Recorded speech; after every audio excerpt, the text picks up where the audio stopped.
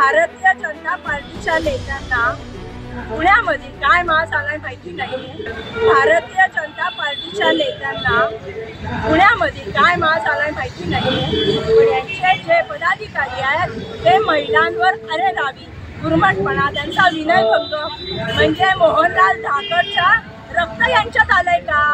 मोहनलाल धाकड जो रस्त्यावर बसून विकास करतो अशा नालायक माणसाचा रक्त यांच्यात आलंय का? महानगरपालिकेच्या अधिकाऱ्याला शिवीगाळी, दमदाटी, त्याच्यानंतर तिच्या अंगावर धावून जाणं।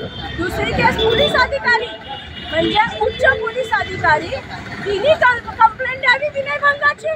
म्हणजे तुम्ही पोलीस अधिकारी, महिला पोलीस अधिकाऱ्याला घाबरत नाही, मग सामान्य जनतेचं काय? आम्ही देवाभाऊंना विचारू इच्छितो, देवाभाऊ यांच्यावर काही संस्कार आहेत का नाही? तुम्ही यांना काही शिकवलं आहे का नाही? तुम्ही RSSचं नाव घेता, संघाचं नाव घेता, पण संघ पण काही संस्कार देताय का नाही? जर तुम्ही लाडक्या बहिणी म्हणताय आम्हाला पैसे नका देऊ, दादा, भाई आणि भाऊ तुम्हाला विनंती आहे, आम्हाला पैसे नाही दिले चालतील, आमच्या लेकी बाळींना, सुना मुलींना सुरक्षा द्या, आमच्या महिला मुलींना सुरक्षा द्या आणि आम्हाला सुरक्षा आजच्या तारखेला गरजेचे आहे। कारण का तुमचे हे जे दुर्योधन दुःशासले, एक आहे ओंकार कदम आणि एक आहे प्रमोद कोंढरे, यांच्यासारखे जे दुर्योधन दुःशासले यांच्यापासून आम्हाला आमच्या लेकी बाळी वाचवायच्या आहेत। तेव्हा तुम्हाला हात जोडून महिलांची विनंती आहे, आम्हाला सुरक्षा द्या, आम्हाला सुरक्षा द्या। सोशल मीडियाच्या भाऊ गर्दीत विश्वासार्हतेने चकाकणारे नाव म्हणजे लेट्सअप मराठी।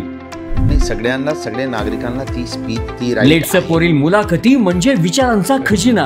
त्यानंतरच्या निवडणुकीमध्ये मला सोडून गेले। बातम्या केवळ वस्तुस्थिती सांगणाऱ्या, न प्रोपगंडा, फक्त जनतेचा अजेंडा। क्योंकि आने वाला कल जाने वाला है, जाने वाला कल आने वाला है। राजकारण, मनोरंजन असो की क्रीडा क्षेत्र, महाराष्ट्राची स्पंदने संवेदनशीलतेने टिपणारे माध्यम म्हणजे लेट्सअप मराठी। जगासोबत एक पाऊल पुढे राहण्यासाठी लेट्सअपचे ॲप, सोशल मीडिया आणि वेबसाईट सोबत कनेक्टेड रहा।